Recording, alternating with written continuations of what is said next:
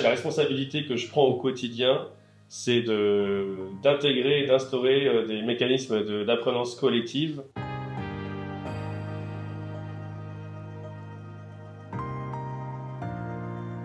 Moi, c'est Pierre-Charles Rupin. Je suis responsable commercial dans un grand groupe américain bien connu, c'est un des GAFAM. Et donc, je gère une équipe de 8 personnes. En tant qu'entité commerciale, notre job, c'est d'atteindre un quota qui est fixé à l'année, avec des sous-objectifs au trimestre. La pression, elle est toujours latente. Donc, on voit de côté, donc déjà au trimestre, on a des ambitions, on doit montrer des ambitions au marché. Et donc, ça redescend jusqu'à nous, notre petite équipe de 8 personnes. L'organisation saine, c'est une organisation qui va permettre de tirer profit des différences de chacun pour s'émuler et être performant. La responsabilité que je prends au quotidien, c'est d'intégrer et d'instaurer des mécanismes d'apprenance collective. Une fois par trimestre, on fait une session de Share and Reapply où chacun vient en exposant une chose qu'il a mis en place, qui a fonctionné, et une chose sur laquelle il est bloqué. Les gens qui vont toujours partager plus que d'autres, mais ceux qui partagent davantage récupèrent de la fierté et de l'assurance, de la confirmation dans ce qu'ils font c'est bien et peut-être peuvent apporter des choses aux autres. Si moi je ne fais pas ces situations-là, jamais ils peuvent voir comment les autres font le même métier en fait. Donc ils sont dans leur tunnel. Donc c'est comment est-ce que moi en tant que manager, leur permets de voir comment font les autres.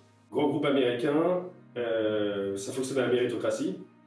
Donc on vient récompenser les résultats. Il n'y a pas beaucoup récompensé les efforts et le chemin parcouru. Et donc c'est le résultat qui compte. Et du coup, je pense qu'on célèbre beaucoup les succès chiffrés, donc les gros deals, les choses signées, mais assez peu finalement les progrès ou le partage. Donc la réalité, ce serait vous mentir de dire que c'est pas quelque chose qui est poussé, parce que tout le monde voit bien que ça a un intérêt. Donc en vrai, on dit, ou les grands dirigeants vont dire il faut le faire, mais dans l'application, on est tous happés par le quotidien et en fait, on passe pas, comme je le fais moi, 1 heure, 2 heures par trimestre à vraiment faire ça en fait, au quotidien, parce qu'on va prioriser les points business, avancer des sujets, etc. Cette année, on a eu un nouveau sales play qui est arrivé, assez tactique, qu'on doit dérouler sur tous les clients. Donc dans les team meetings, j'ai proposé à des personnes plus juniors dans le rôle de pitcher à l'équipe comme si c'était un client ce nouveau sujet-là. Et ensuite, toute l'équipe, donc il faut être à l'aise malgré tout, et ça veut dire qu'il faut connaître une bonne ambiance d'équipe. Toute l'équipe ensuite dit, moi j'aurais fait cette partie-là différent, moi j'aurais dit ça, j'aurais fait ça, etc. C'était mis en place début novembre. 100% de l'équipe, donc chacun des 8 personnes ont signé au moins un client sur ce sujet-là. Donc c'est 100%. Je suis la seule équipe aujourd'hui sur laquelle ça a été le cas.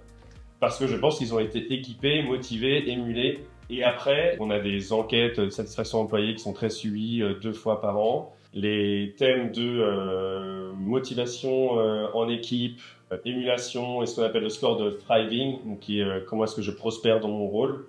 Je suis systématiquement 5 à 10 points au-dessus de la moyenne de l'entreprise sur ces thèmes-là. Et ça démontre que la méthode fonctionne et qu'on peut être dans une organisation microcosme sain tout en performant davantage.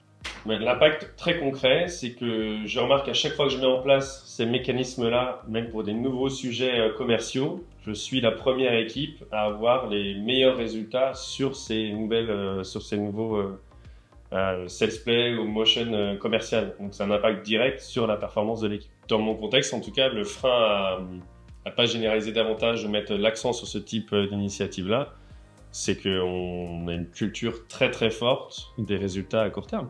Il apparaît plus évident qu'en mettant la pression sur les individus, ça va améliorer la performance, plutôt que de travailler sur le commercial en tant que tel et tout ce qu'on lui apporte. Quelqu'un qui est à l'aise et qui est convaincu de sa mission et du fait qu'il aura un support au quotidien pour être plus performant et s'améliorer et qui peut se retourner vers quelqu'un, va forcément être plus performant que quelqu'un qui est isolé en fait dans sa démarche. Parce que la performance à moyen et long terme, en fait, je suis convaincu que c'est en travaillant sur les humains.